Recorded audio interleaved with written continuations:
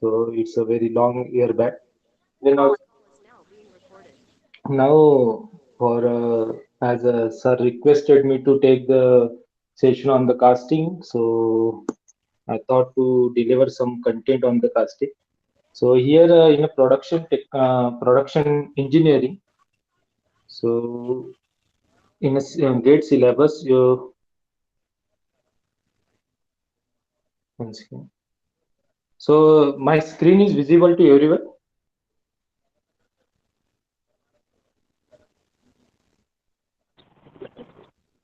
Yes, sir. Okay, thank you so much. So in a production engineering, the content in a gate examination, so it covers near about it is varying from the 10 to 15 marks, but now I'm taking the small portion of it.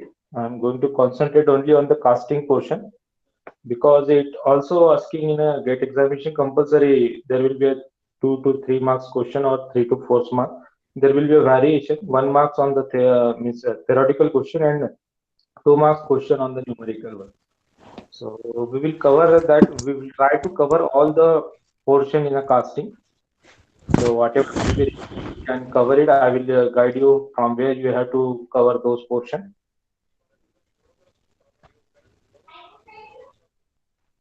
So now I will go through the PPT and side by side I'm also delivering whatever the content, whatever the formulas and what type of methodology or approach you need to adopt while solving the numericals in a GATE examination.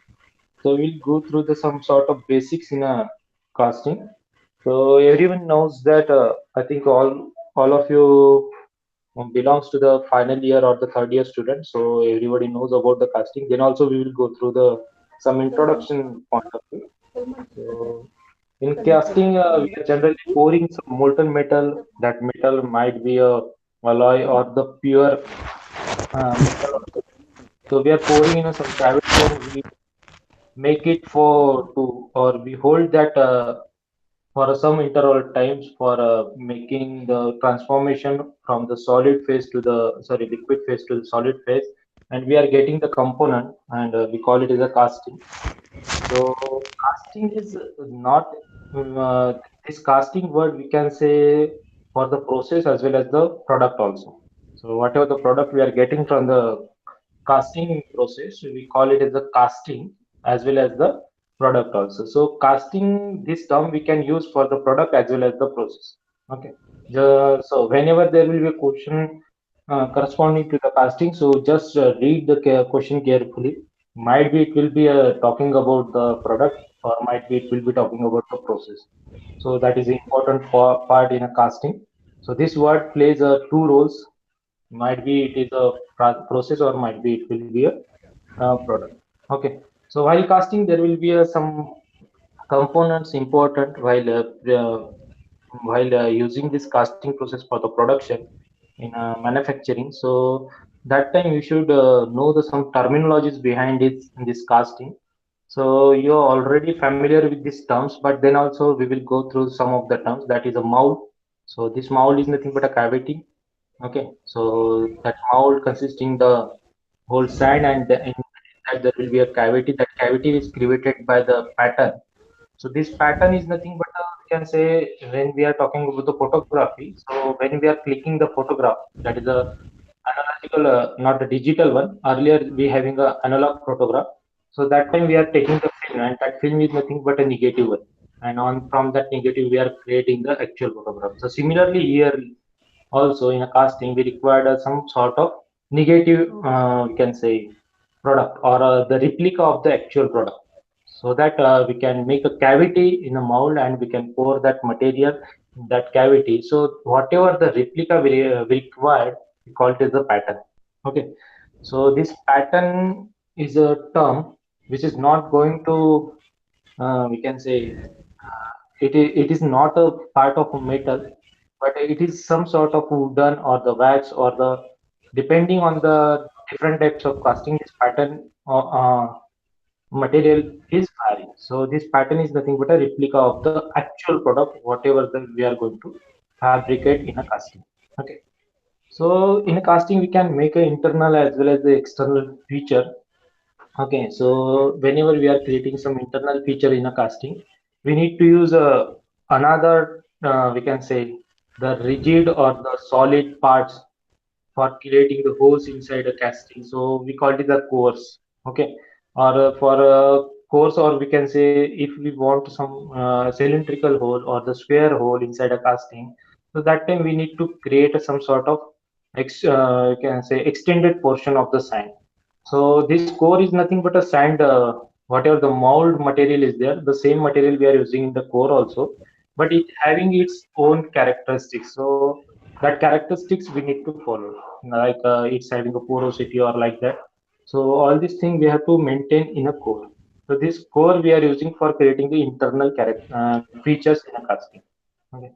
So this mold consisting the sand, okay, consisting the sand, and instead of the sand, if you are using the another type of mold, like a metal mold or the we can say cement mold. So it depends on the we can say category. Instead of the stand, if we are using the another one, we call it as a specialized casting. Okay, special casting. But now generally casting is done by using the sand mold only. So in a gate examination also, the most probably questions based on the sand casting, and on the special casting there will be a theoretical question. There are generally a theoretical question like a seeing a 1 mark question. Okay, earlier you having the 15 questions on the aptitude and everything, and after that there will be some technical question of 1 mark. So there they are asking the question on the special casting. So these dyes are permanent and may be used to produce a large number of casting. Like this sand mold we are using there, we require some sort of job production, like whatever the utensil or might be some customized product you want in industry. That time we are going for the sand casting. But now for the permanent, like if you want to produce a product of identical shape and size, so that time we are going for the permanent mold, and that dies is made from the metal, and we are not going to break that. So that time we are using the uh, specialized casting or the die casting or the slush casting. Different types of castings are there. So we are using the permanent mold. So this is the introduction. Like casting is nothing but made from the molten metal that we need to pour into the some cavity which is made in the mold. That cavity is prepared by the pattern, and we are going to hold that molten metal till it becomes a solidified. If we want to make some sort of cavity inside that casting, we will put the cores.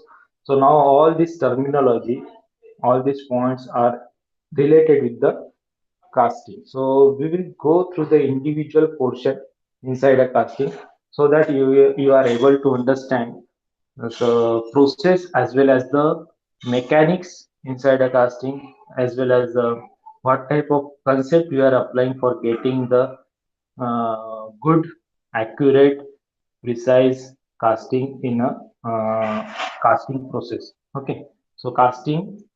Uh, Having we can classify this casting in two categories. So here I have classified it.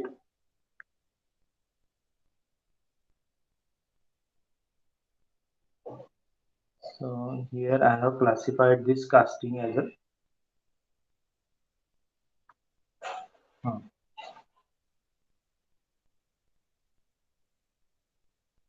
1 second. Hmm. So now this casting can be classified into the two types. We can broadly we can classify the expandable mold process and the permanent mold process. So in a expandable mold process, we are saying that there we are generally using the material sand as a prime or the clay or sand as a mixture of the mold material. So here in expandable sand casting, shell casting, plaster casting, ceramic casting, investment casting, and here in a permanent low pressure casting, vacuum casting, die casting, squeeze casting, centrifugal, centrifugal injection and compression. So now this permanent mold casting, there we are not going to break any mold. Okay. But in case of the expandable mold processes, or in all the processes, we are going to break the whole mold.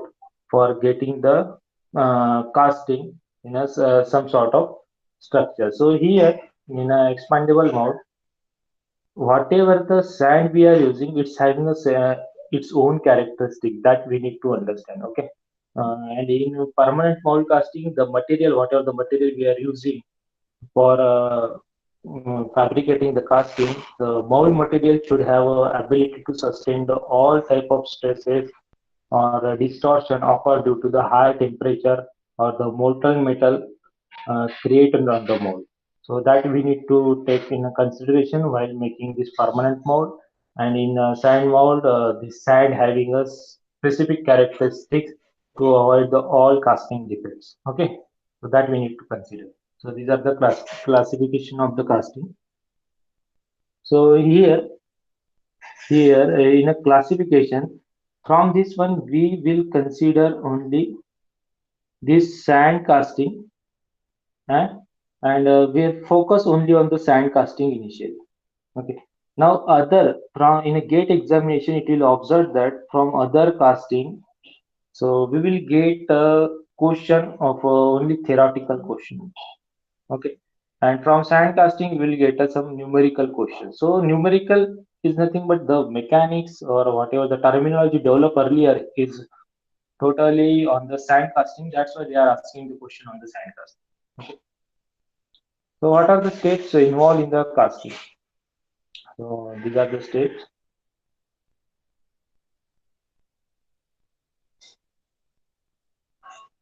One second. The basic steps are first we need to make a pattern. Then second step,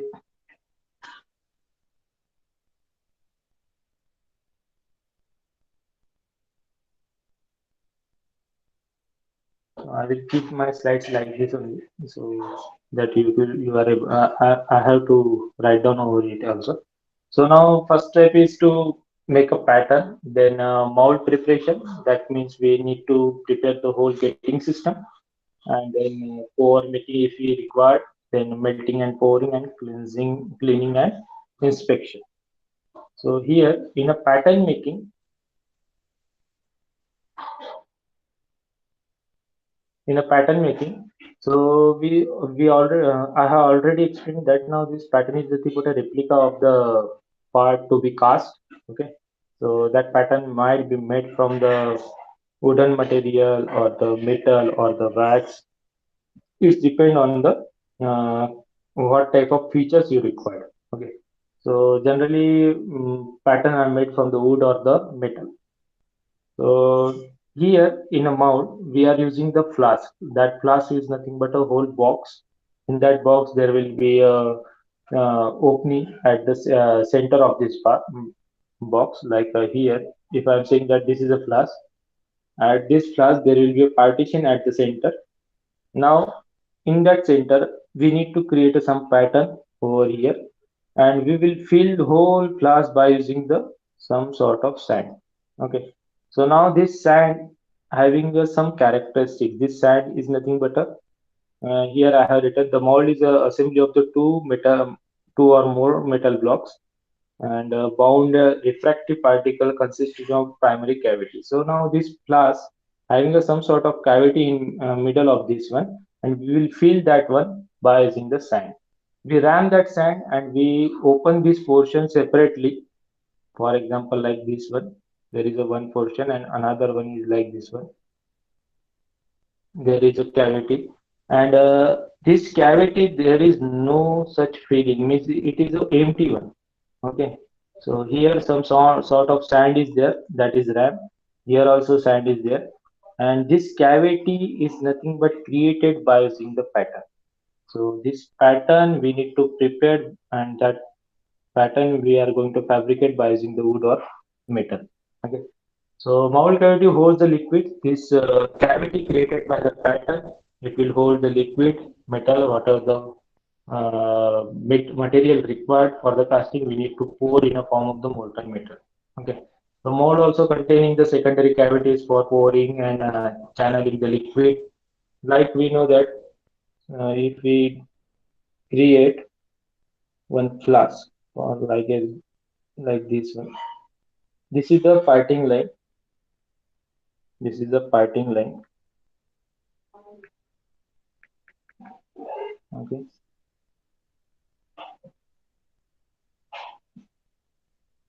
and this parting line here we are creating the pouring basin. From this pouring basin, there will be a screw. This is the runner, and from the runner, there will be a cavity, and this is the riser. So, like this,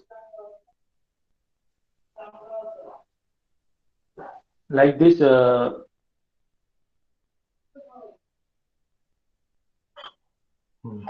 So like this, some sort of cavity we have created by using the pattern. So this is here we are we putting the pattern here, and now this is called as a riser.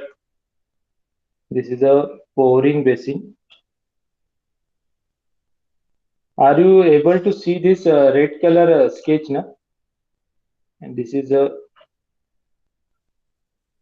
screw. This is a runner, and this is Yes, sir. okay. This is the It is cavity. visible. So now this portion, the parting, the portion above this parting, line, we call it as a scope, and this one is called as a drag. Okay. So this scope, you just remember the above portion is known as the cope and this below portion is known as the drag.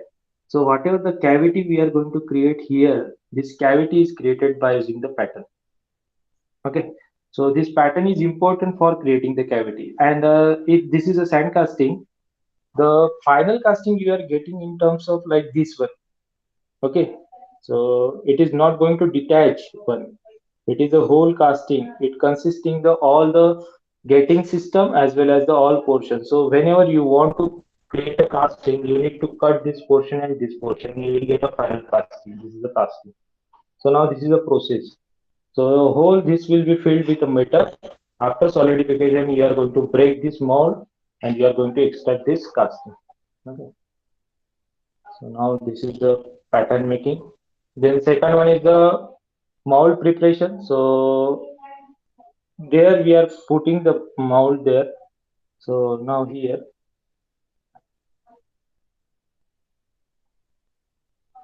so in a mold preparation, so I have explained in a pattern.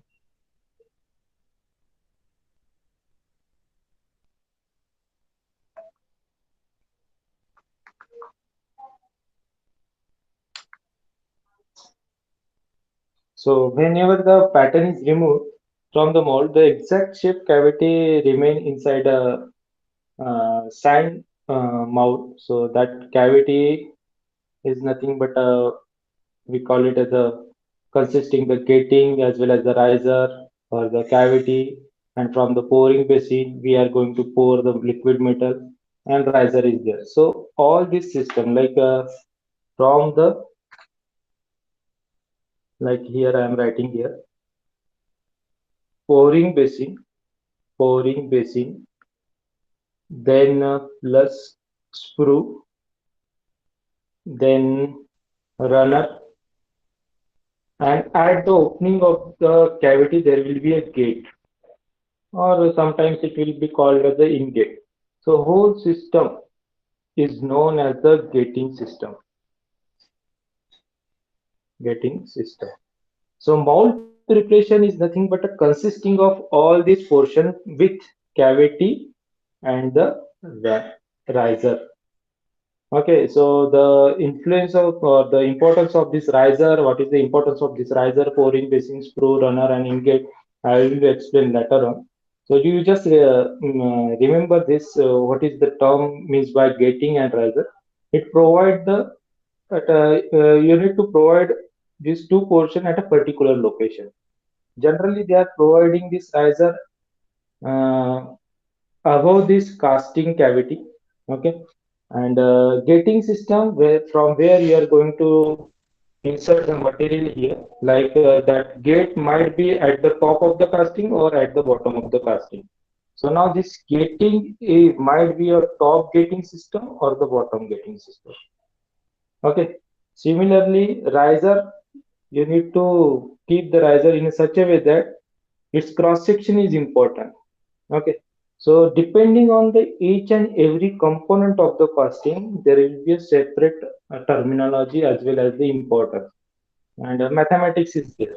So why the cross section of the riser? Why the ingate should be placed at the top or bottom? So depending on the condition, you need to specify the whole gating system. So this is the gating system we need to incorporate inside the casting.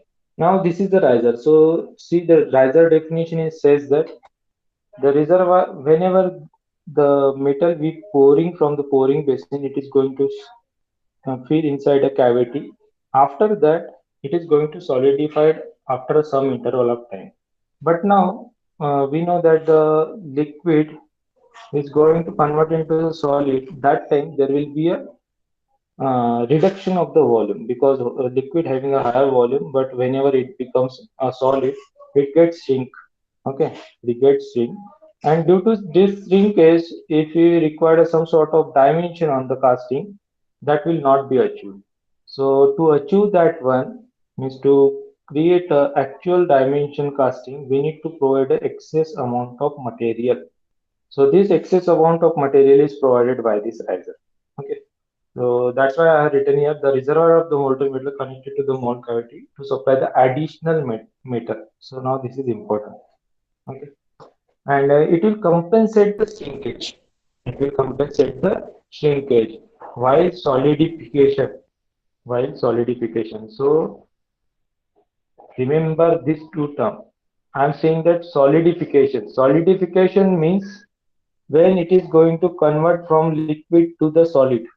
Okay, when it is going to convert from liquid to the solid, and after that solid also it is not going to become a whole, we can say cooled one.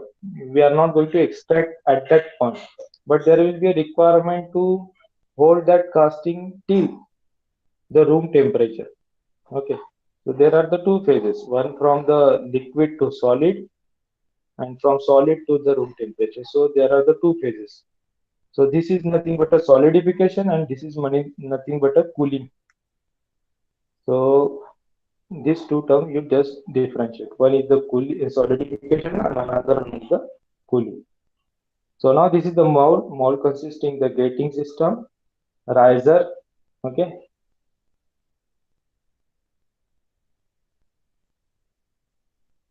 Now the core making.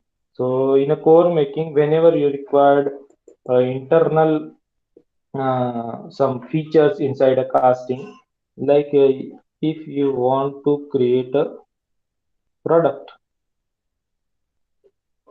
having a internal hole throughout the casting, so this hole can't be created directly. So what you have to do, you have to prepare the one core of a same size, and that core you need to place inside a mold. Okay, it will be supported by the some sort of support.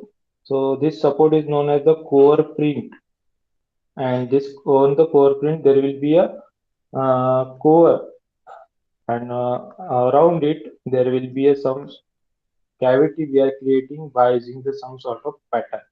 Okay, and then after by making this one we are putting it into the whole glass and pouring the material, and we are making the casting like this one. Okay, this is obtained by placing a core in a mold cavity, the shape of the core corresponding to the shape of the hole required. So here I have shown the circular one. Instead of that one, you can use as per your requirement, like square or the some different cross section. Then next one is the melting and pouring. After preparing the core, if required, then you have to heat the material. Okay, and then you have to pour from the pouring basin this material. Metal or alloy of the required composition are melted in a furnace and poured into the mold cavity. So whatever the engine casings, like in your automobile, you found that now aluminum alloy engine casing is there. Aluminum alloy engine casing is there. The whole engine casing is prepared inside a whole engine casing is prepared inside a casting only. Okay. So this aluminum alloy having a very high temperature bearing capacity. That's why we are using the aluminum alloy. So we know that while combustion also there will be a generation of lot of heat. So this material should sustain all those heating stresses as well as the distortion. So we need to create a material. We need to create a casting which should withstand at a high load as well as the forces as well as the stresses and the temperature. So that time we are using the casting. So this is the one sort of example, like engine casing we are fabricating by using the casting. So here in a melting and pouring, some of the factors you need to consider.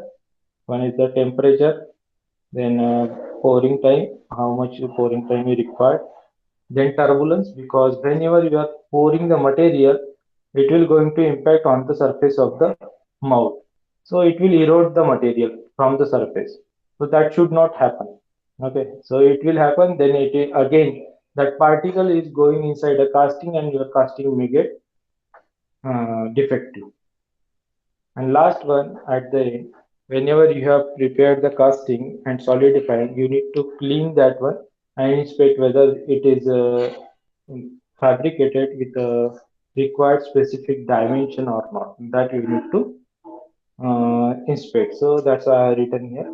Cleaning and inspection. After the molten metal has solidified and cooled, the rough casting is removed from the mold and cleaned and dressed. This involves the removing core added to the particle, getting a riser system, hence blister or casting surface. So you need to clean all those portions. Okay.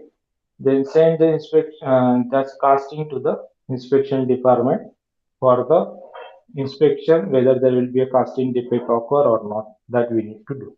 So now this is the whole procedure of fabricating the casting. Before that, I like to explain the mechanics behind it. So before that, I will go through this one. So I will write here. Um,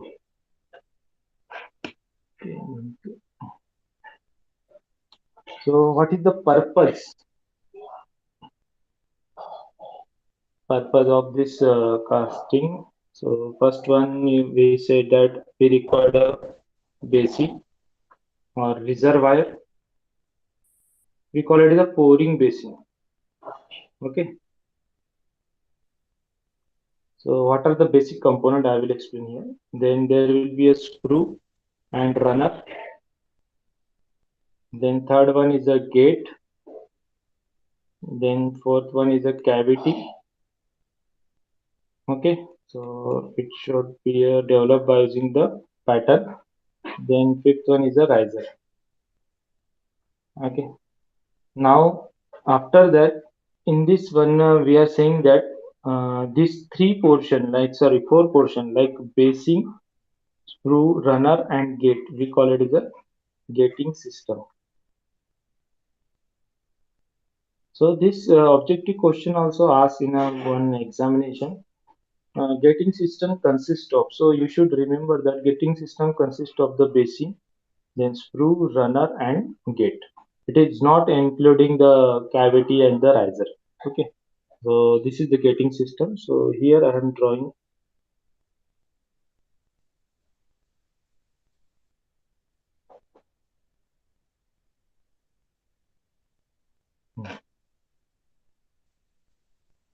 So here I am drawing one sketch here.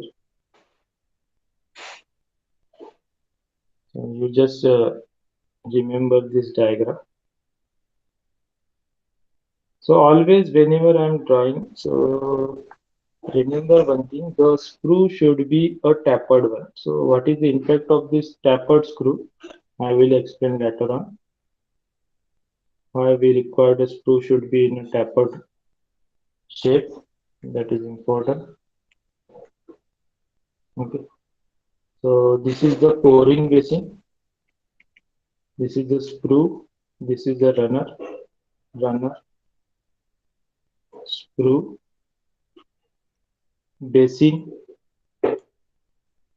Here liquid metal forward. This is a riser.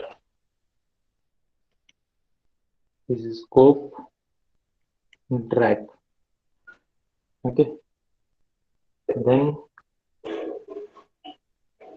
scope and drag. This is called as a parting line. Now here earlier I have not explained, but this portion, this portion is known as the ingot. Okay, so this portion is known as the ingot, and this is our cavity. So here everywhere there is a sag. Okay, so while remembering, just remember cope and drag. There will be some question in a different competitive exam. Where is the cope situated and drag situated? So remember, C stands for the cap. Cap always wear on the head. So remember that. Now this cope is always on the top. Okay. Then we will go for the mechanics inside the material. While pouring this material inside a basin. Okay. So remember one thing. Whenever we are pouring the material inside a basin, somewhere we have heated this material and we are pouring. So temperature of this pouring material should be on higher side than the melting temperature of the material. Remember, the pouring temperature, I am denoting it by the theta P.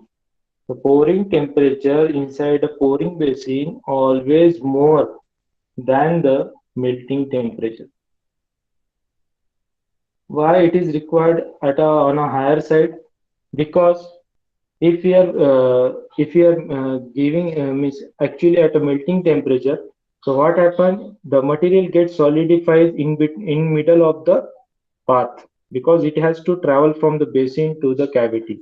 So we require a material that should be on a higher temperature side, and that will become whenever it is traveling from here. So somewhere here it will start, means it will reach at the melting temperature at the cavity. Whenever this cavity is going to fill, after that it will going to solidify. It should not get solidified in middle of this path. Otherwise, there will be a blockage and your costing may not be occur. So this is the main important thing. So uh, while making this all this step, so we know that from here earlier there will be a solid. There will be a solid. We are making it into the liquid, and again from liquid we are pouring here and we are getting the solid. Okay.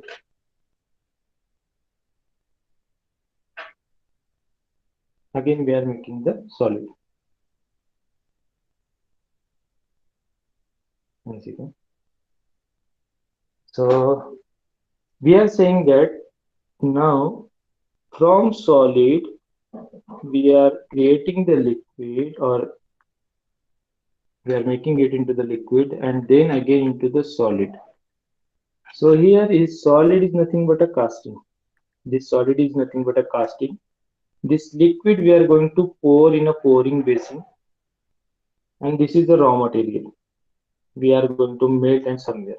So in this phase we are not going to deal. We are not going to deal with this phase from solid to liquid, but we are going to deal with this phase, that is the liquid to the solid. So this is important as per the gate point of view. So this chemistry we are not going to deal, how the solid is become the liquid, what are the stage transformation. But now we are going to deal with the liquid to the solid. So now this liquid to the solid, we are saying that it is going to cool the material. It is going to cool the material. So this cool or this cooling is known as some sort of nature is showing. So this cooling is known as the cooling curve. This cooling is known as the cooling curve. So this cooling curve is starting from the pouring basin. This is starting from the pouring basin, and it is end at the final product. Final product. This is aimed at the final product. You see, this is aimed at the final product. So from pouring basin to the final product, there will be a transformation occur, and that transformation we need to understand. So the first topic we just need to concentrate is nothing but a cooling curve as per the gate point of view.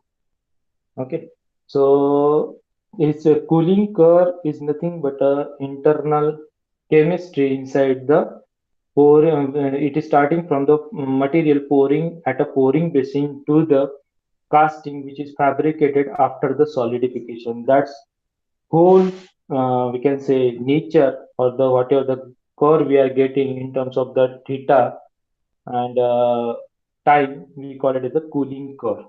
So here we are saying that now in a cooling curve, the temperature at which we are going to pour the material is known as the theta P. We call it the pouring temperature. Okay. So I already explained this pouring temperature always greater than the melting point of a material. Melting point of a material. Then second temperature is nothing but a freezing temperature. Second temperature is nothing but a freezing temperature. Now this freezing temperature here pouring temperature it is at above the melting point, but now this freezing temperature always less than the pouring temperature. Okay, so now in this freezing temperature there will be a transformation also occurred. Transformation also occurred means we call it the phase transformation. Phase transformation means it is going to convert from liquid to the solid. It is going to convert from liquid to the solid. So now this is the freezing temperature, and whenever there will be a solidification occur, after that we are going to take this casting to the room temperature. So theta 0 is nothing but a room temperature. Theta 0 is nothing but a room temperature. So remember these three temperature. One is the theta P is the pouring temperature, freezing temperature, and the room temperature. Okay. So now depends on this three temperature. So depend on this three temperature, we are going to plot a one curve. Okay. So that curve is known as the cooling curve. So before that, one second,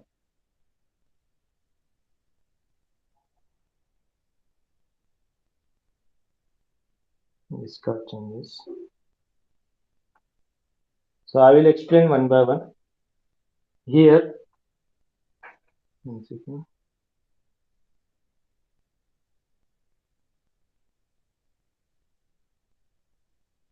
I will change my ink. Okay. So that you are able to visualize. So now there will be a pouring temperature. Now this pouring temperature is going to convert means reduce down to the freezing temperature. Now from the freezing temperature there will be a room temperature. Okay. So now this freezing temperature, I told you now in a freezing temperature there will be a phase transformation occur. Okay. So if we are saying that the process start at a time is equals to 0, t is equals to 0. So at a time t is equals to t1, that time this freezing start. At a time t is equals to t2, whole solidification occur, and after solidification also there will be a high temperature, so that temperature is going to reduce down at a temperature time t. So now these are the three stages. Okay, pouring temperature, freezing, and then at a room temperature. So see here, whenever there is a phase transformation occurs, we know that there is no change in temperature. So there is no change in temperature. At this point also there is no change temperature. This also temperature is constant. So this is the phase transformation, and at a phase transformation, we call the heat, whatever the heat is rejected is known as the latent heat. Which, what type of heat? Latent heat. And this latent heat is denoted by the L. Okay. So this is the whole heat rejection process. Now here is the latent heat which is going to reject it. Similarly, here there will be a cooling occur from the pouring temperature to the freezing temperature.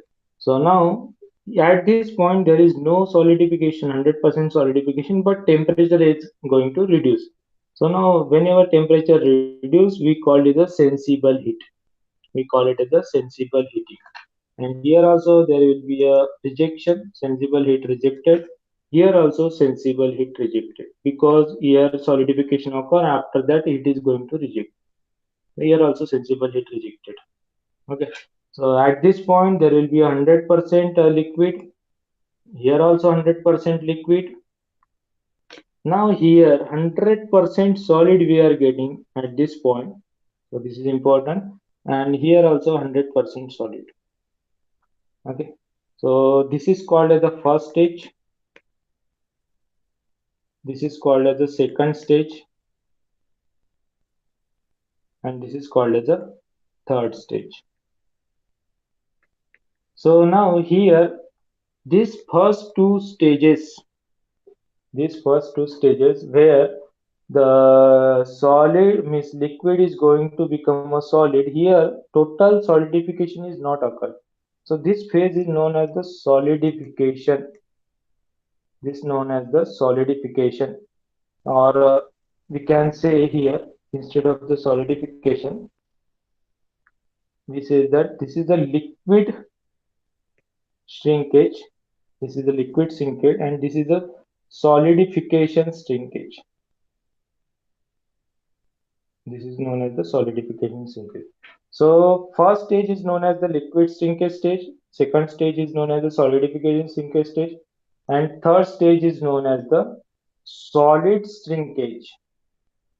So just remember the difference in between the solidification and solid. In a solid, starting phase is also solid and ending phase is also solid. But in case of the solidification shrinkage, starting phase is liquid and ending stage is solid. So now there will be a differentiation. Okay.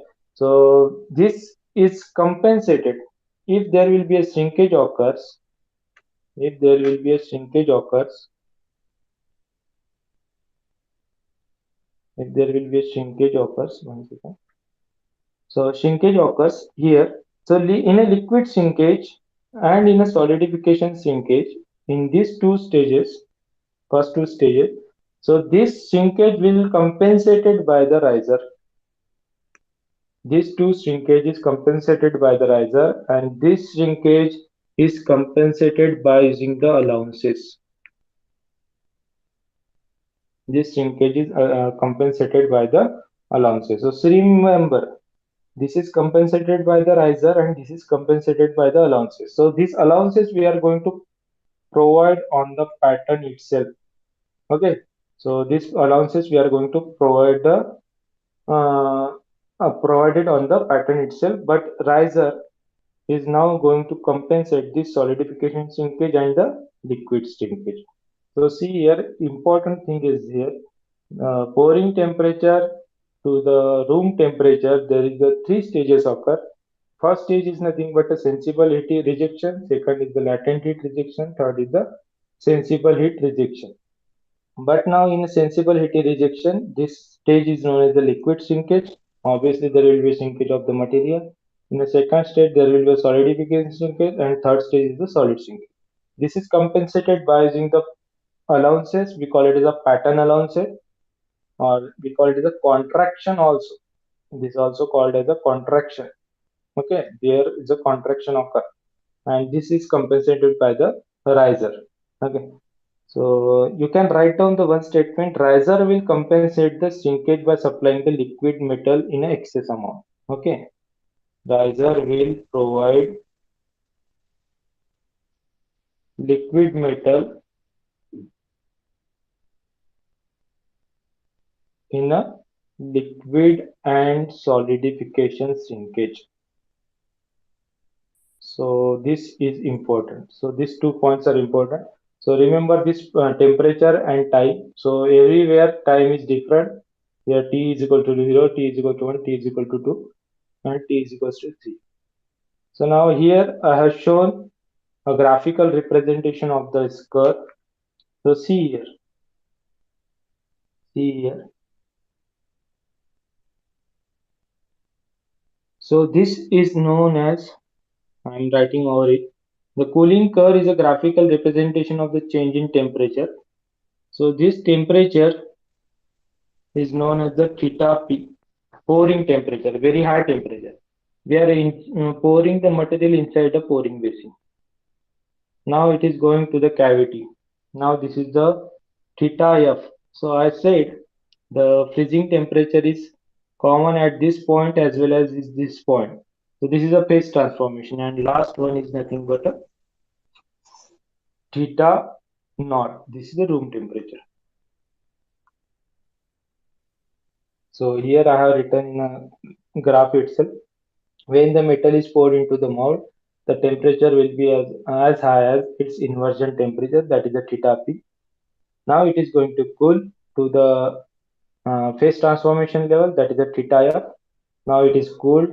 This theta F, here is also theta F, here is also theta F. Okay. Now this is the first stage, this is the second stage, and this is the third stage. This is nothing but a sensible heat rejection. We call it as a liquid shrinkage. This is called as a solidification shrinkage, and this is known as the solid shrinkage. Okay. So whenever we want to write a formula for heat rejection rate here, I am writing here the formula for heat rejection. So heat rejection rate. So we can write down the formula from here itself. From here itself. So in a first stage, in a liquid shrinkage, what will be the heat rejection rate? So I'm saying that P1 is equals to. So we know that there will be a sensible heat, and sensible heat is nothing but we are saying that MC delta T is a we can say heat occur while there is a heat rejection by using the sensible heat. So we can write down mCp delta T. So mCp delta T, MC is nothing but a specific heat of the material that we should know if we are pouring the material. Mass of the material also we know. The temperature difference in a first stage is nothing but theta P and theta F. We can write down theta P minus theta F mc delta t divided by, now we are talking about the rate, it should be divided by the time. So what should be the time? So we are saying that theta p is starting at a t is equals to 0, t is equals to 1, t is equals to 2, and t is equals to t3, t2, and t1. Okay. So here we can say that temperature difference is nothing but a t1 minus t1 minus 0, because initially time is 0, and at the end of first state time is t1, so we can say t1 minus 0. So now this is the first formula. So this is the heat rejection rate in a liquid shrinkage or in a first stage in a cooling curve. So second stage, there will be a latent heat rejection. Latent heat rejection, there is no formula for the latent heat. Latent heat is constant for corresponding to the material. Latent heat is constant for corresponding to the material, that we should know. So what is the heat rejection at this point? So m into n divided by time. What should be the time? Time is nothing but a t3 minus t2. T3 minus T2. Similarly, at a third stage, P3 is equals to, what will be the heat rejection rate? MC. Now here, see, theta F is a higher temperature and theta naught is a lower temperature. So we can say theta F minus theta naught divided by T3 minus T2. So now this is the third formula. So whenever there is a question asking on this point, like evaluate or estimate the heat rejection rate at a first stage or second stage or third stage, so that time you need to use this formula. Okay. So here latent heat rejection, here sensible heat rejection, here again sensible heat rejection. So all this formula you just remember. Okay, these three formula you just remember. If not remember, you just, whenever there is an exam, you just draw a simple curve like this. Okay, put the temperature and time here, and you can able to find out the formula without remembering all those formula. Okay. So now all this heat rejection rate always in a joules per second. What is the unit for this one? Joules per second or watt or kilowatt. So this is the unit for the heat rejection rate. Got it? So now this is about the cooling curve. This is about the cooling curve. If somebody asks you what will be the total solidification time, so total solidification time includes the liquid shrinkage and solidification shrinkage. See here, total solidification time. Okay, so now this is important. So anyone having any doubt related to the cooling curve? So we can say that this is by far most widely used experimental method. So that's why it is asking in a examination, always asking in examination. Okay. In this method, a lot of a different composition are melted and then temperature mixture is measured at a certain time interval while cooling back to the room temperature. So these are the points I have extracted from this cooling curve. Okay. Now on this one, I have put one example over here. So we will see that example. So now this is the question generally asked in an examination. So one question I have quoted here. What is the question? Heat is removed from the molten metal of mass 2 kg. Okay. So already mass is given in a problem itself. 2 kg is given at a constant rate of 10 kilowatt. So already the heat removal rate is given as a 10 kilowatt. Okay. And till it completely solidifies. So where it becomes a completely solidified. Now here we will get a complete solidification at this point. Okay. The cooling curve is shown in the figure. Assuming uniform temperature throughout the volume of the melting solidification, the latent heat of fusion of the metal. So latent heat of fusion you need to find out. So we know that latent heat of fusion is got in a second stage only. Latent heat is nothing but a phase transformation and it is obtained in a second stage. So this is talking about the constant rate at 10 kilowatt till it completely solidifies, means it is talking about the latent heat means middle stage only. So we says that P is equals to ml divided by T2 minus T1. So same formula we have to apply here, like here 10 kilowatt is there, 10 into 10 is to power 3. Mass is given in a problem, latent heat we need to estimate and time we require. So already time is given here in a chart itself. We are saying that 20 minus 10. So we are getting this latent heat as a 50 kilojoule per kg. So this type of problem is asking in a GATE examination. So this is the simple question I have quoted here, which is asked in a GATE examination earlier. So same type of question might be asked in a GATE examination. So while reading this question, just remember what they are going to ask and what you need to estimate. Heat is removed from the molten metal of a mass 2 kg at a constant rate till it completely solidifies. So solidification occur in this phase only. Okay. Here there will be a liquid. Here there will be a total solid. Now solidification means here only. So that's why we have written P is equals to 10 into 10 raised to power 3. So wording is important here. Wording is important here. So you just remember all these points. So now this is a simple example on the cooling curve. Now we will go further. After this cooling curve, now the second point. After this cooling curve, we need to concentrate on the allowances. We need to concentrate on the allowances because I already told you now for the liquid and the solidification sinkage, there will be a compensation occur due to the riser. But now after that, material gets solidified, that time we need to compensate the shrinkage by using the allowances, and that allowances we need to provide on the pattern itself. Okay, so now these are the allowances I have quoted here. So see what type of allowances are there. Finishing and machining allowances, extra dimension provided on the pattern to compensate the subsequent machining required on the casting. So we know that whenever the casting or the casting product fabricated, so this product is not totally a finished one. Okay, there will be some surface defects, or there will be a sticking of the sand over it. There will be some pores are there. Some sort of defect always be there because it is fabricated inside a sand. Okay, so that's why we are giving the some sort of extra material over it for the removal of the material. So we are going to remove this material by using some sort of machining process to get a actual size. So we are keeping the dimension of this product on a higher side.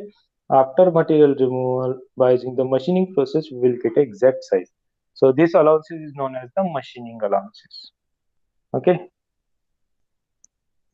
So what is the purpose of this machining allowances? To achieve the desired finish on the casting product, to accommodate the variation of the dimension. Okay. At room temperature during solidification. So now see here, in a figure also I have explained the same thing. So this is the casting we have prepared, and we are going to remove this material and we will get a finished product like this. So now this is the machine after machine. This is the before machining means this is nothing but a casting. So now this is the first allowance. Second one is the draft allowance. Second one is the draft allowance. So whenever we are creating the cavity inside a mold, so we know that the portion or the whatever the cavity we have created, if it is a straight one, like here it is a straight one. That time what happens when whenever we try to extract this one, it will stick to the surface and it will remove some sort of sand from here also. Okay, means easy removal is not possible. Easy removal is not possible. So that we are going to make this dimension somewhat tapered, and after tapered we know that we required a rectangular, but we make it as a trapezoidal. So after removal we are going to remove the material from here and here. Okay, by using the machining process. But this type of draft, this is nothing but a draft we have provided here. This is nothing but a draft we have provided here. So this draft we are going to machine by after the removal, but it will helpful while removing the casting from the mouth. So this is called as a draft allowance. The provision of the inclination to the vertical surface of the pattern is called as a draft allowance for easy removal of the pattern. Okay, varies with the complexity of the job. So it depends on the how much complex product you are going to fabricate. So inner details of the pattern requires a higher draft than the outer surface. Okay, so inner surface required a higher draft as compared to the outer surface. That is the important point. Now this is the draft allowance, second allowance. Then distortion allowance. So distortion allowance means whenever solidification occurs, if you want a straight plate be required. So due to distortion, it may get bent. It may get bent. So like here, chamber pattern. So now this is a chamber pattern. Now we want eye section, and this eye section may get distorted. So see here, some sort of distortion occurs. This sort of distortion. This type of product is we need to compensate this distortion. So that we are going to provide. Now see here, does not require all casting, but we required whenever there is a U or V shape casting is there. Okay, so to compensate this one, we are providing the distortion allowances also. It should not get bent. Okay, so if U or V shape casting because of existence of differential shrinkage. Why differential shrinkage? This material gets solidifies earlier, this material gets solidifies later. Okay, so that time also it will happen. So this distortion allowances we are providing on the material. Now, later on we are going to discuss about the gating system. But before that, we will deal with the some allowances example here, over here.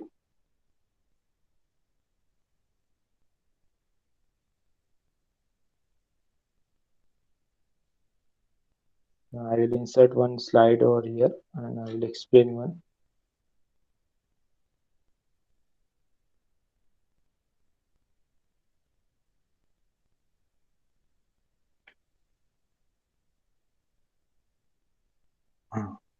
So pattern allowances, in a simple language, if I want to make a cube of 10 centimeter, now this is the product I required. Now, whenever I want a product of a 10 centimeter, I am making the pattern of a 11 centimeter. I am making the pattern of a 11 centimeter. So this is nothing but we say that this is the size of casting. This is the size of casting, and this size of casting is nothing but a 10 centimeter. And size of pattern is nothing but a 11 centimeter. So obviously we are saying that pattern allowances on pattern is nothing but 11 minus 10 is nothing but a 1 centimeter. Okay, allowances on the pattern is nothing but a 1 centimeter. So now this is the allowances we need to provide on the pattern to compensate the product to its actual dimension. So that is the important. Okay, so generally whatever the this type of allowances we known as the positive allowances. This type of allowances is known as the positive allowances. Why we call it as a positive allowances?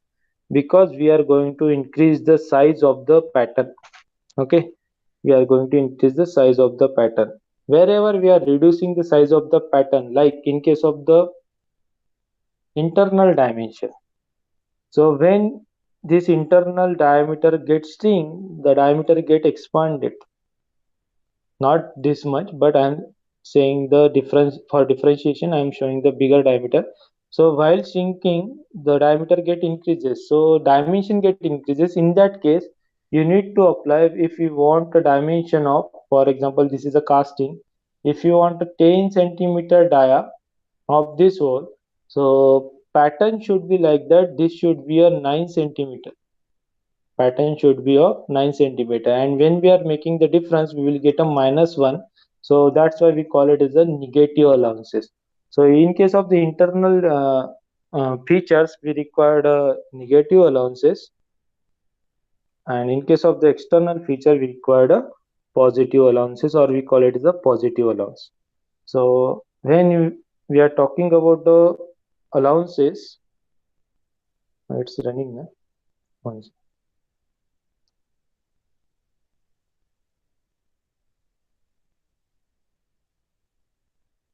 So allowances. So now there is a one question over it asked in a gate examination. See here.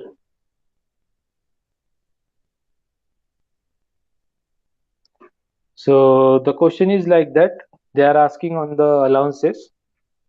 Grey cast iron block of 200 by 100 by 10 mm are to be cast in the sand mold. Shrinkage allowance on the pattern making is 1%. So remember earlier what happening, there is a exception in the shrinkage, means every material gets shrink. Like if you want a 10 centimeter dimension, and after casting it becomes a 9 centimeter. Okay, so that's why what we are doing, we are making the pattern of a 11 centimeter, so that actual casting becomes a 10 centimeter.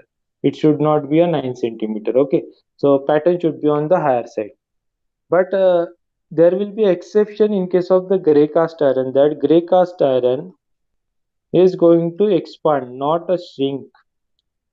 Okay, so gray cast iron going to expand, not a shrink. That's why it's come under the negative allowance system, not in a positive allowance. But now from last 4 to 5 years, IIT is considering this also under the shrinkage allowances only. They are not going to consider in a expanded, or it is not going to shrink, or it is expanding. So we have to consider this gray cast iron also in a shrinkage category. Okay, in a shrinkage category, not in a expandable category. But a theoretical question asked in any competitive exam, like gray cast iron having a shrinkage or the expanded in a solidification phase, so you need to write down now it will be expanded. It is not going to contract, it will be expand. Okay, it is not going to shrink in a solidification. But now, whenever this type of question asks, you just use the concept of the shrinkage only. Okay, so what is the question? The cray cast iron. So always remember the allowances, whatever the allowances we are going to provide, it is along the linear dimension only. It is only on the linear dimension, not on the volume, not on the area. That is important. So whenever there is a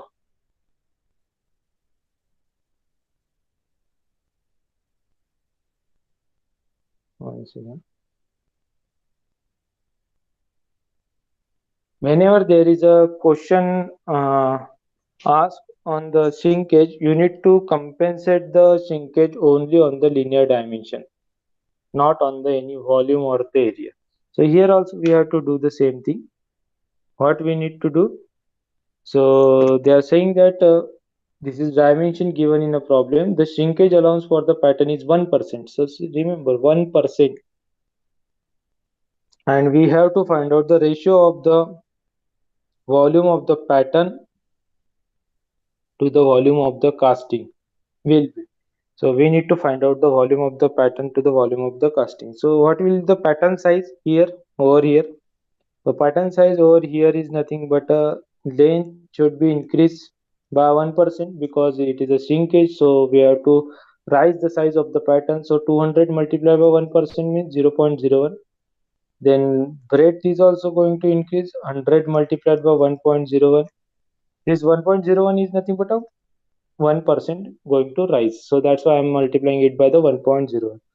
And width is nothing but a 10 into 1.01. So total volume of the pattern is nothing but a 200 into 100 into 10 into 1.01 cube. So this is the volume of the pattern. And what is the volume of the casting? What is the volume of the casting? Volume of the casting is nothing but actual dimension. Now this is the cast, 200 by 100 by 10. So whenever we are making the we can say we are making the ratio, we will get a ratio in terms of this one, and we will get a uh, ratio of the volume of the pattern to the volume of the casting. Okay, so now this is the one way. Another way is nothing but the ratio of the pattern. You just need to understand what will be the percentage rise in this one, and this ratio divided by the what will be the reduction in the casting. But there is no reduction, you can just make the cube of it, you will get a final result, and that final result is nothing but a 1.03. So now the ratio of the volume of the pattern to the volume of the casting is nothing but a 1.03. So this type of question they are asking in examination. Okay, so remember this one, volume of a pattern or volume of the casting. So otherwise this casting you can write down here. So Vp by Vc is equals to 1.01 cube. And this is nothing but 1.03. This is the solution for this problem. Okay. So this is about the pattern. This type of question they are asking. Again, there is a question. You can use this question for a as a practice. Now here one question is like that: gray caster and block of a size is given the central spherical cavity. So see here, I already explained. Now when the external dimensions are there, external dimensions are there, always there is a positive allowance. Internal are there, internal dimensions are there, always there is a negative allowance. That is important. Okay, so here in this problem, this is a combination of both these one. So already there is a block of size 100 by 50 by 10 with a central spherical cavity. This is important. Spherical cavity is there. So whenever there is a spherical cavity, you should know spherical cavity having a specific volume. And that volume formula for the spherical cavity is 4 by 3 pi r cube. Okay, and it's having a diameter of a 4 mm. Okay, And our sand cast, the shrinkage allowance for the pattern is 3%. Shrinkage allowance for the pattern is 3%. So this is important. We need to consider the ratio of the pattern, volume of the pattern to the volume of the casting. So what is the formula for the volume? Volume is nothing but there will be a cavity. Means if there is a cuboid of a dimension 100 by 50 by 10, at the center there will be a spherical cavity, and this is cavity is nothing but a hollow one. This volume should be removed, and that volume is nothing but a pi by 4 r square. So volume is nothing but L into B into H minus 4 by 3 pi r cube. So this is the formula we need to use for the pattern as well as the casting. Okay. So for pattern, we have to apply the shrinkage allowances over it, and for casting the actual dimension. So whenever we are performing this one, so what will be the dimension? L is equals to 100. This is the for pattern. Remember 100 into 1.03. Then breadth is nothing but a 50 into 1.03. Then height is nothing but a 10 into 1.03. Now here we have raised the dimension because this is the positive allowances.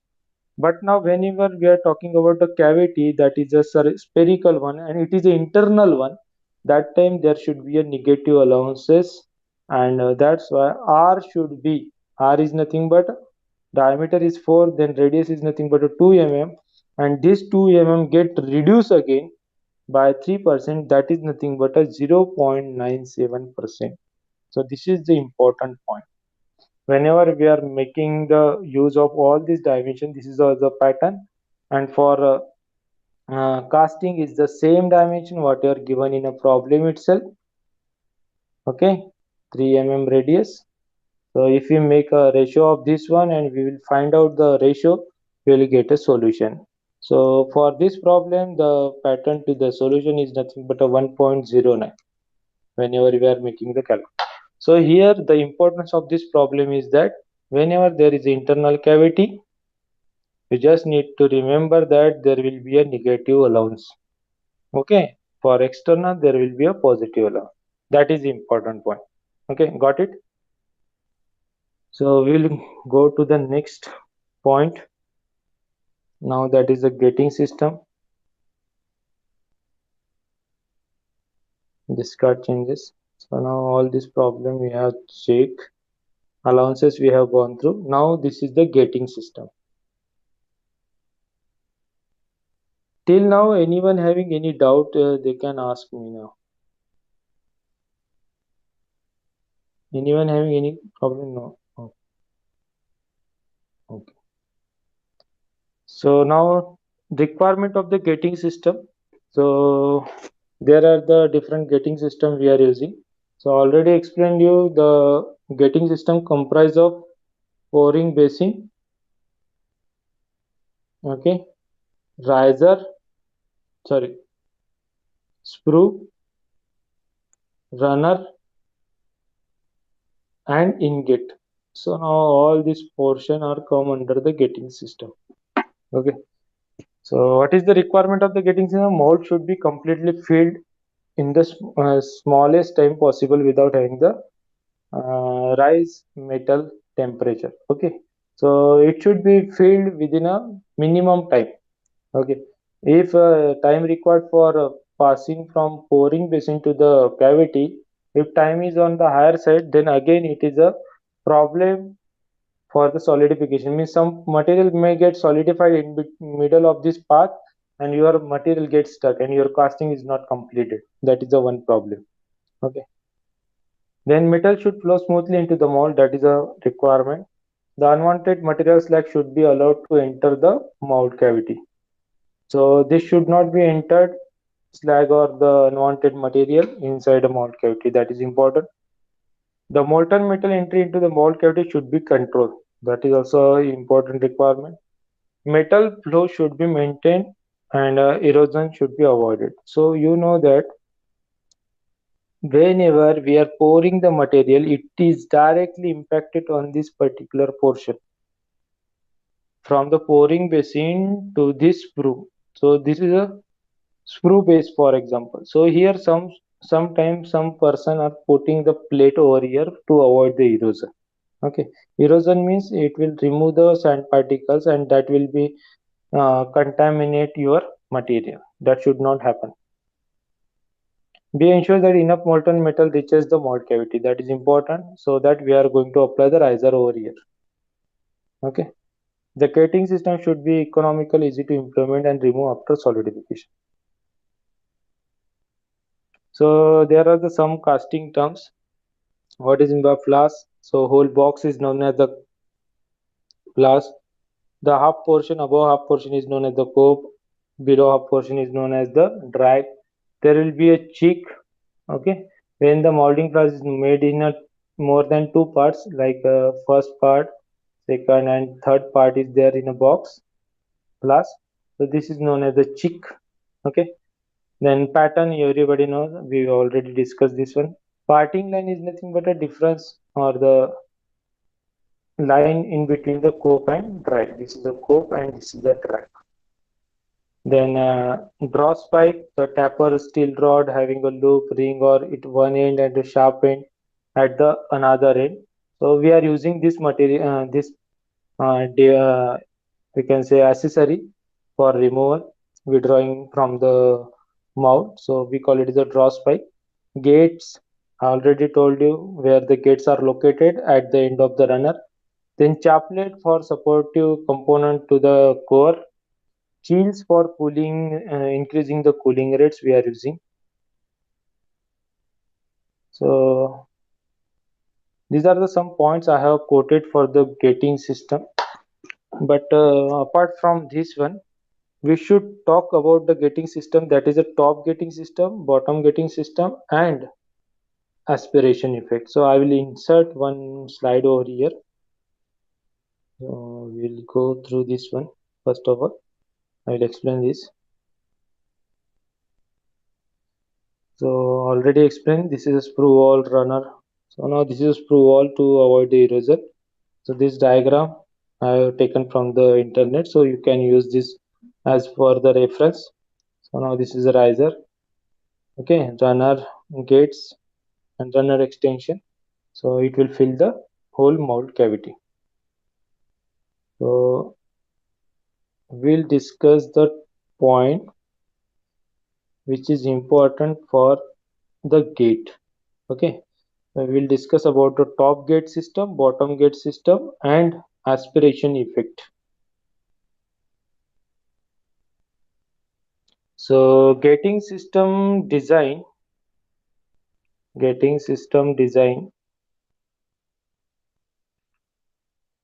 it consists of the three portion. One is the, one second, I will use the another pin.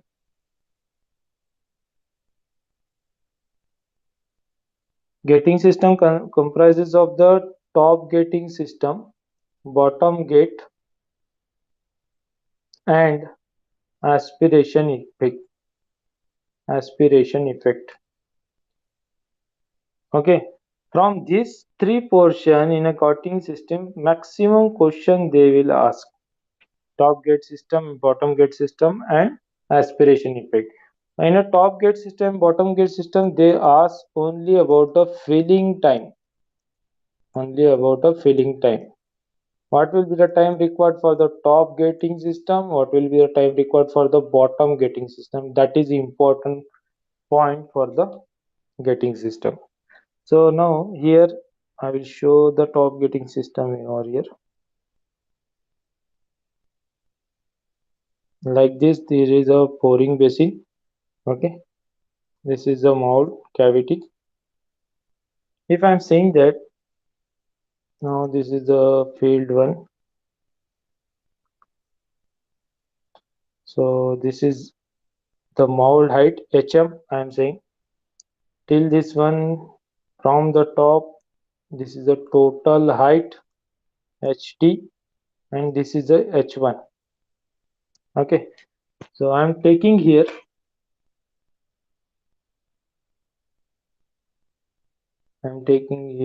for example, this is the first point, this one is the second point. Okay, so For top gating means we are going to fill this mold from the top. So that system is known as the top gating system. That system is known as the top gating. So this is the point 1 and this is the point 2. I am saying that the height of the mold is HM, total height of the gating system is ST, height of the pouring basis is H1. Okay, H1. So here we can say AG is nothing but a area of gate, then AM, area of cavity,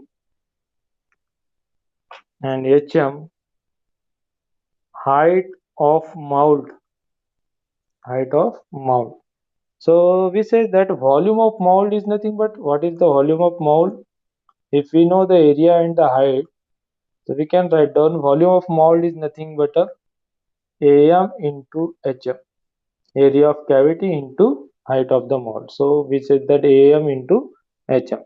So if we want to find out the velocity at a point 2, velocity at a point 2, for attending the velocity, we should know now this is the terminology. We are flowing the liquid from point 1 to the 2. So we say that by using the Bernoulli's equation, at a point 1 and 2, we are saying that pressure head, velocity head, and data height should be equal at a point 1 and point 2. But at a point 1, there will be atmospheric head, so pressure will be 0. Velocity is not there, 0. Datum is also not there, 0. Similarly, at a point 2, we know that there is no pressure, but there will be a velocity because liquid is flowing from the point 2. So we say that V2 square by 2g plus. Now this height st is at a downward side from the top. This is the 0, then this is at a negative. So we say st minus st.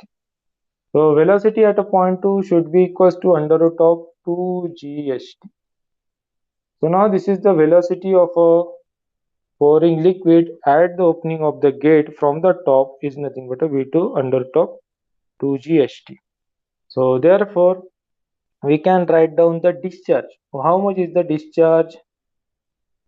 Discharge from the gate. Discharge from the gate, discharge formula we know. It is nothing but a area into velocity. It is nothing but a area into velocity.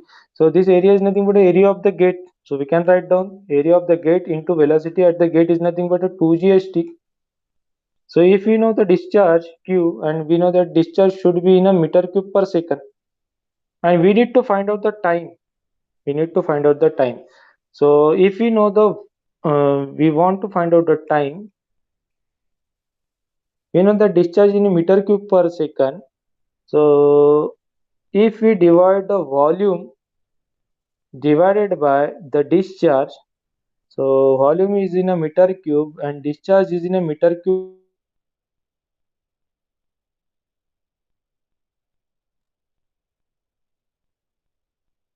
volume is nothing but divided by discharge is nothing but Ag into under root of 2gst. So now this is the time required when we are using the top gate. So now this formula is important for the top gating system. So for top gating system, what is the formula? Am into Hm divided by Ag into under root of twice gst. So remember this Am is for the area of the mold, Hm is nothing but a mold height, Ag is the gating area, gate area, and 2gst, st is nothing but a total height of the whole gating system from the pouring basin to the gate opening. So that is important. This is the formula which is important as per the exam point of view. Got it? Okay. So now,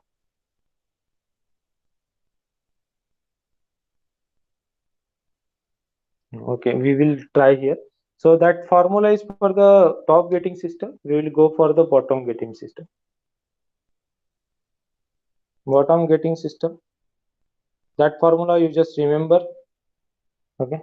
So for bottom gating system, I am writing here. I am drawing the one system. Now, when we are filling the cavity from the bottom side of the cavity, now this is the cavity. Okay, and we are filling this cavity from the bottom side. We call it the bottom gating system. Okay, so here also we can apply the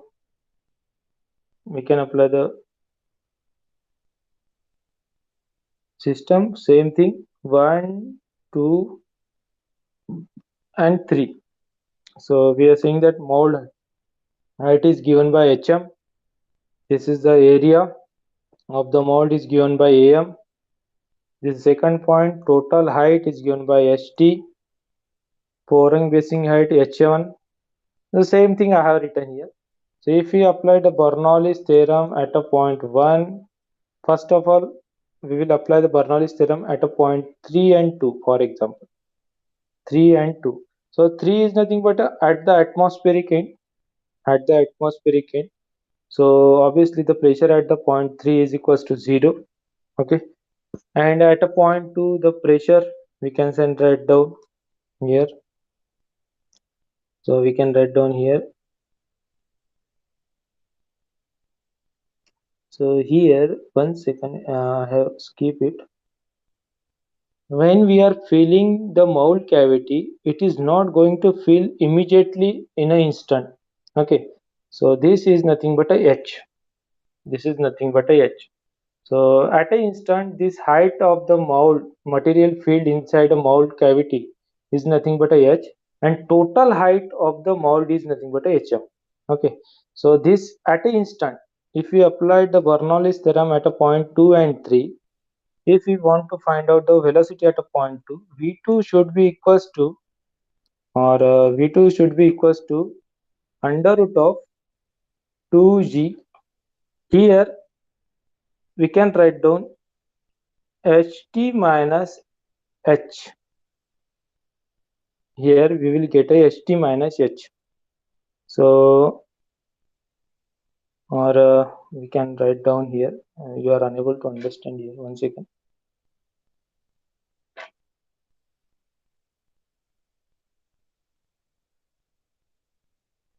Erase all. No, erase.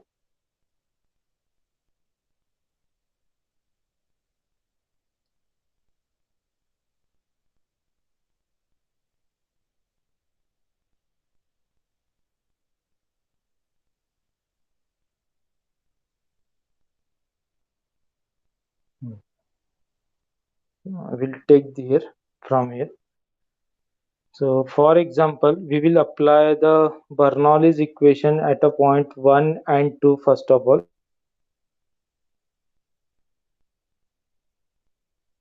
Bernoulli's theorem at a point 1 and 2.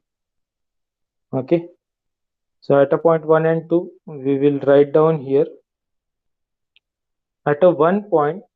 So, pressure head should be equals to 0, velocity head is equals to 0, and datum is also equals to 0. Now, at a point 2, pressure head should be there, but we don't know the pressure head. Okay, that we have to calculate. Plus velocity head always be there because we are going to pour the material and that is going to feed inside the mold cavity. Plus data mate is also there, so that data mate also we need to evaluate.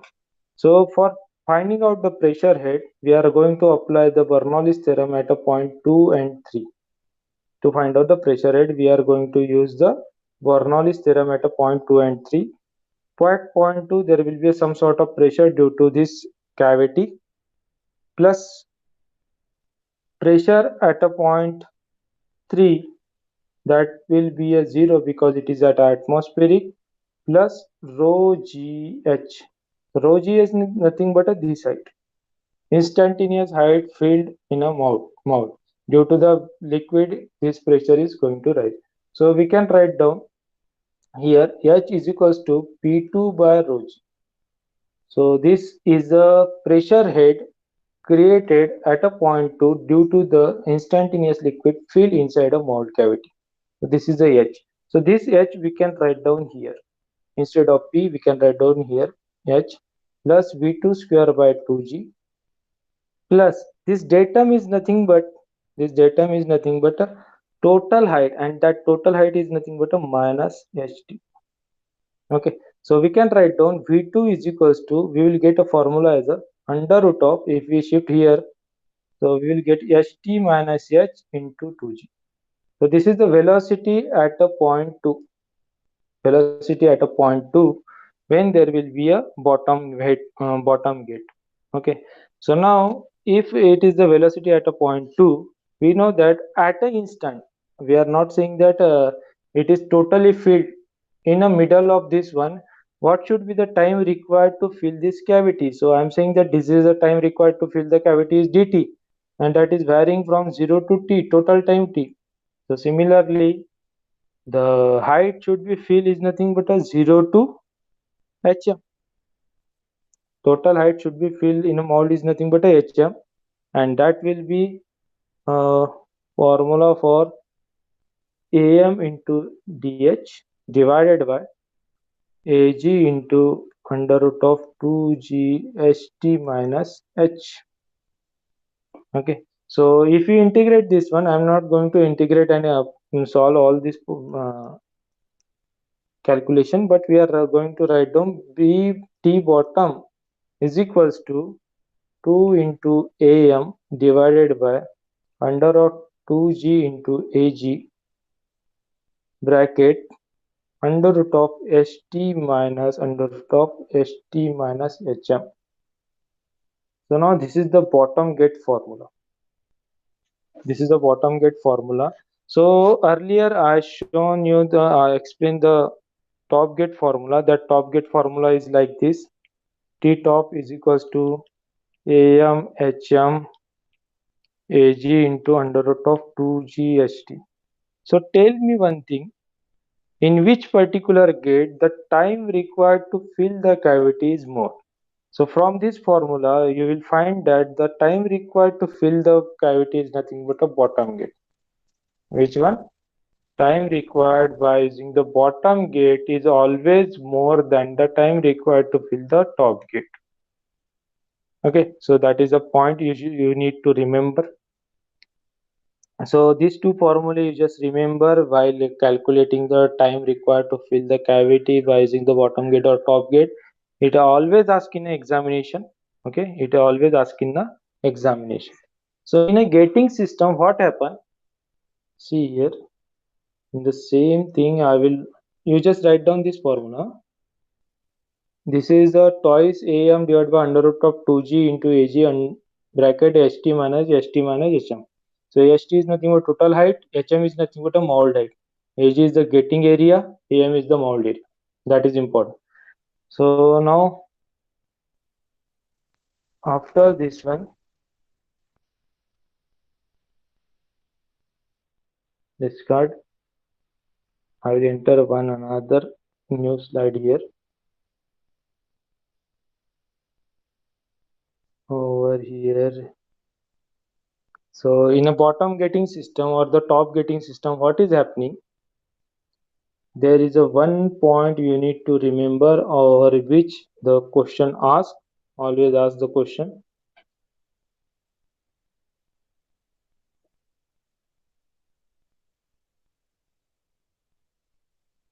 So that is the aspiration effect. Aspiration effect. So what is meant by aspiration effect? So see here.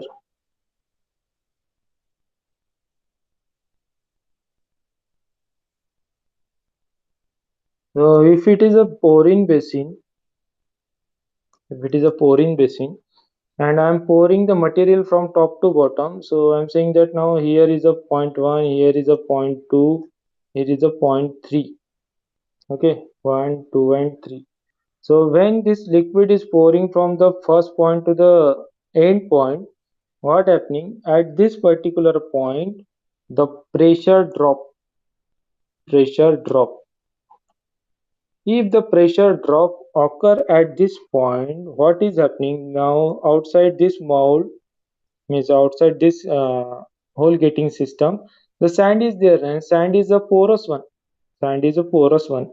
So that means it is if there is a reduction of the pressure and the pressure at the outside is more, so whatever the gases outside gases is trying to enter inside the cavity.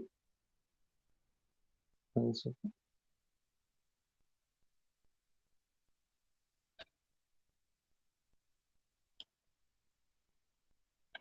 Try to enter inside a cavity. Okay, and due to this one, what is happening? The air bubbles created inside this liquid metal, and that will affect the casting. So this effect is known as the aspiration effect. Why this aspiration effect is occurring? If we are keeping our sprue vertically, means cross section of this sprue is a straight one. So we will see the one simple mathematics over here. If we are keeping this screw in a straight line or the vertical one, I'm saying that this is a point 1, this is a point 2, this is a point 3, this is a straight screw, this is a straight screw. If I'm applying the uh, Bernoulli's theorem over here, so we will find that if the pressure at this point is reduced, so the air get involved inside this one. So we are trying to minimize the we can say to trying to increase the pressure at this point to P2. So always remember P1 should be equals to P2 equals to P atmosphere. This condition always satisfied or always required to avoid aspiration effect. This condition is required to avoid the aspiration effect, or P3 should be less than the P atmosphere. P3 should be less than the P atmosphere. Why P3 should be less than the P atmosphere? Because if this condition occur, then and then only this aspiration will not occur at this point. So these are the conditions you need to remember to avoid the aspiration. Okay, air will get inside a point 3, and this is called as a again a aspiration. Sorry, this is the point at which aspiration occur. This is a point at which aspiration occur. So due to this condition, aspiration occur, and we need to avoid this aspiration by considering P1 is equal to P2 is equal to P atmosphere. This condition you need to specify. So to avoid the aspiration, what we need to do? There is a formula for to avoid the aspiration. So one second, I will write here. This is the point 3, for example. This is the point 2. So I have written the formula in this fashion, that's why. So we can keep this one as a P3. P3. Okay, P3 should be less than. P3 is nothing but this middle point. So A2 divided by A3. A2 means nothing but a cross section area at a gate, and A3 is nothing but a cross section area at the middle of this sprue or the starting of this sprue. Should be is equals to the H1 divided by HT. So this H1 is nothing but a height of the pouring basin, and HT is nothing but a total getting system height. So this formula you need to remember so that your sprue always be a tapered in section. Okay, if the sprue is in tapered in section, what is happening? Here pressure is going to be a minimized, velocity is going to rise. Okay, discharge is going to rise. So obviously here pressure will not going to fall. So now here pressure is on the higher side, and it will not occur in the aspiration effect will not occur at this condition. So that to avoid the aspiration effect, you need to remember this formula. A2 by A3 is equals to H1 by HT. So H1 is nothing but, so this formula is very important as per the gate point of view. Okay, so remember this one, HT always greater than H1, then A2 always less than A3. This area of cross section is always less than the A3. So no aspiration, that means if some objective question is there for to avoid the aspiration, what should be the nature of the sprue, it should be a tapered one. So that is the condition for the aspiration to avoid the aspiration effect. Okay. So got it. So these are the points you need to remember. One second.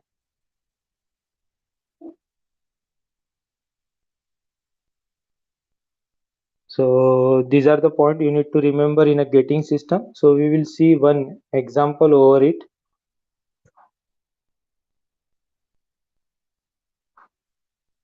This we already saw, and this is the question. So this question already asked in examination. Okay. So a cube of a casting 50 mm side. So already side is given in a problem 50 mm. Undergo the volumetric solidification, shrinkage, and a volumetric solid contraction. So shrinkage and contraction both are given. So same thing is there, 4% and 6% given in a problem. Then no riser is used. Assume uniform cooling in all directions side of the cube after solidification in a contraction. So we need to just calculate the volume. Volume is of the cubical one is nothing but a 50 cube. Okay. If 50 cube is the volume, so obviously there will be a reduction in the volume. Shrinkage is given in a problem. So we can multiply it by the 0.96 into 0.94. That is the shrinkage volume or the pattern volume.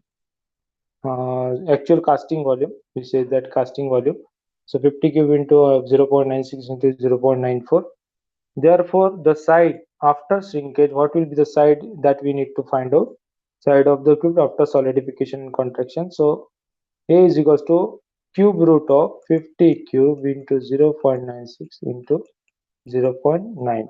So now that is the solution for this problem. You need to write down. Okay. So this is the problem. This type of problem might be asked in a examination. Okay. Then again, so another question is for on the cooling curve. See here, while cooling a cubical casting of a side 40 mm undergo the 3%, 4%, 5% volume shrinkage during the liquid state, phase translation, and solid state respectively. The volume of the metal compensate from the riser. It is always given. So remember here, the question is tricky one. So they are asking the volume of the metal compensate from the riser. So I already told you, whenever we are drawing the cooling curve, there are the three stages: first, second, and third. So this is the solid shrinkage, which is compensated by the allowances, and this is the liquid shrinkage plus solidification shrinkage, which is compensated by the riser. So they are asking volume of the metal compensated from the riser. So now this is the volume. First stage and second stage. What is the first stage and second stage? 3% and 4% is nothing but a 7%. So now solution is the 7%. So this is the and this type of tricky problem they are asking in a question. So this is totally depend on the cooling curve. Okay. Again, there is a question on the gating system. Okay. So what is the question? A mold has a down sprue whose length is 20 centimeter. 20 centimeter length means ST is equal to 20 centimeter given in a problem. Then the cross section area at the base of the down sprue is 1 centimeter means gate area is given in a problem 1 centimeter square. Then the down sprue feed a horizontal runner leading into the mold cavity volume of 1000 centimeter cube. So volume of the mold cavity is also given 1000 centimeter cube. Then what is the problem? The time required to fill the mold cavity. Time required to fill the mold cavity. So already if in a problem, whenever, remember this one, whenever there is no not mentioning of gating system, always use the top gate. Always use the top gate. So this is a point to be remembered. Whenever there is no gating system shown, always use the top gate because top gate requires a less time as compared to the bottom gate. So we are using the top gate. So top gate is equals to T top we need to find out. So for T top, we know the formula volume of the mold divided by the Ag into under root of twice GHT. So if we solve this one, we will get a T top as a 5.05 second. Okay. So whenever you are dealing with this type of problem, just remember the units. Okay. So these units are very important. It should be in centimeter cube. This should be in a centimeter square, and this velocity in a centimeter per second. Centimeter cube get cancelled. Only second is there. We will get a top. So this type of question they are asking in a gate examination. Another question is there. See, very easy question asked in a gate examination. In a sand casting operation, the total liquid head is maintained at a constant such that it is equal to the mold height. So that means St is equals to Hm is already given. Okay, the time taken to fill the mold with the top gating is given in a problem, means T top is given is TA. Okay, then T bottom is also given. If the same mold is filled with the bottom gate, then the time taken by the T bottom is also given in a problem which is given by TB. Okay, which is given by TB. Ignore the time required to fill the running and friction effect. So no use of this one. Then assume an atmospheric pressure at the top molten metal surface. This is a confusing statement already given, so that you get confused. The relation between the T and TB. So we can write down the formulas. We know that the bottom gate formula is there. I will use the different link. So bottom gate formula is TB is equals to 2 into AM divided by, what is the formula? 2G into AG in a bracket under root of ST minus under root of ST minus HM. Now this is the formula, but now in a problem itself ST is equals to HM, so it becomes a 0. Okay. If it is become the 0, so T bottom is equals to TB is equals to 2 into AM into under root of ST divided by under root of 2G into AG. This is the equation 1. Similarly, for the bottom top gate, this is for the bottom gate. Top gate is TA is equals to AM HM divided by AG into under root of 2G HT. So here we can write down HM is equals to ST, so that we can write down AM into under root of ST divided by AG into under root of 2G. So we arrange this ST and HM in such a fashion that under root of ST is there. So from this equation 2, we will find that this portion is nothing but a TA. So TB is equals to 2 into TA. So now the final solution is like this. So this type of question they are asking in a university examination. Sorry, gate examination. Sorry, not in a university examination. 1 second. Now, apart from this, now there is a question generally asking on the solidification time. Okay, so time is not enough for completing the whole session. But now one important thing I need to explain over here, that is the solidification time. So I will explain directly in that portion. So I already covered this portion. So this is called as a, here I will put a new slide.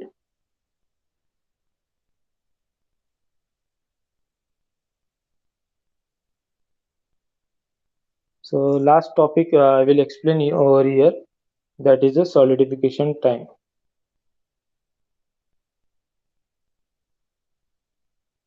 change the ink.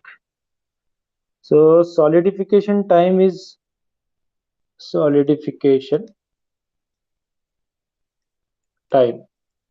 which is denoted by the T. Okay. So this solidification time is nothing but in a cooling curve. In a cooling curve, this time already explained in a figure. This time for the first and second phase is known as the solidification time, which is going to calculated by using the formula T is equals to gamma into V by A whole square. Okay, T is equals to gamma into V by A whole square. It is also known as the Cornelius rule. I will explain later on after this one. So just remember this formula. This is also important formula. V is nothing but a volume of a casting per molten metal. Okay, volume of a casting, and A is nothing but a surface area through which the heat get transferred. Surface area through which heat get transferred. So this formula is given by this fellow. We call it as the Cornelius rule. So this formula you just remember Ts is equals to V into V by A raised to power n. So it is varying from 1.5 to 2. A is the surface area volume. So generalized way means if for the direct point of view I have written gamma divided by V by A raised to power 2. So this is the formula you need to remember whenever they are asking a question on the solidification time. You need to remember this formula. Okay, sometime what happen, this formula we are using when if this is the casting and they are saying that now this portion is going to insulated one surface is there and heat is going to transfer from the remaining other faces. So this is, if this is the cube one, we know that volume of the cube is a cube and surface area of this cube is 5a square or 6a square is there. But now if heat transfer occur only in a 5 phases, so we can change this formula to the 5a square and we will get the time corresponding to the remaining portion only. We are not going to consider this portion because it is insulated one. So like this one, this solidification time formula you are going to use when there will be a question on this solidification time. Okay, so different types of casting is also there. So these are the portion which is going to important in case of the gate examination. So other portion is of the theoretical background. So now I am allotted with the 2 hours of session. So I'm not going to consider explaining all this portion. But you can read this one. I will share this slide with you. So shell molding is a one type of special casting is there. Okay. Then centrifugal casting is also there. So you just read the centrifugal casting because from this portion they are asking the theoretical question. Okay, so all this special casting you need to read once because they are asking the very small question over it only for the 1 mark, and remaining all the questions they are asking on this topic only. Whatever we have explained, I have explained over here, only they are asking the question on this topic. Okay, so if anyone having any doubt they can ask me right now because there is only 4 minutes remaining. So for the gate point of view you just read this cooling curve.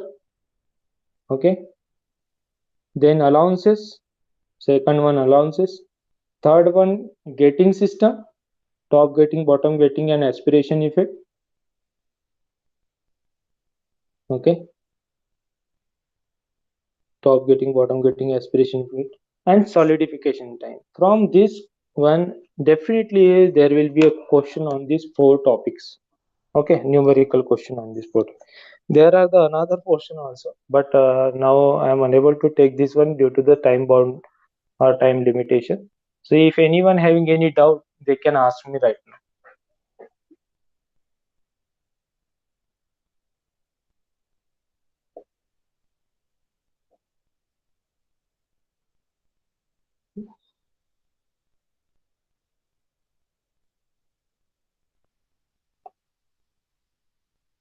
किसी को कोई पूछना है बेटा? Any doubt? Amol Raut, Bauddhanath Dhamgadge, any doubt?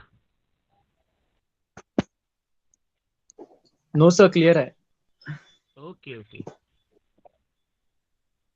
I think there is no doubt from student point of view, sir. Okay, sir. So I think So, we should conclude the session. okay, sir. Okay. So I think everyone got an idea of the topics of whatever covered. I have covered in this casting session. This is Yes, not sir. a end of this casting. There are so many points you need to go through. That is a theory of this casting as well as the some numericals. And for a gate point of view, you need to practice all those numericals. Just take the previous year question paper and try to solve the questions which is related to this cooling or solidification time or the gating system.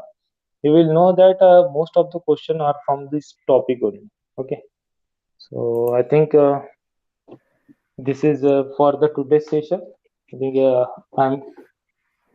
I'm done with my presentation. Thank you all of you for the patience listening.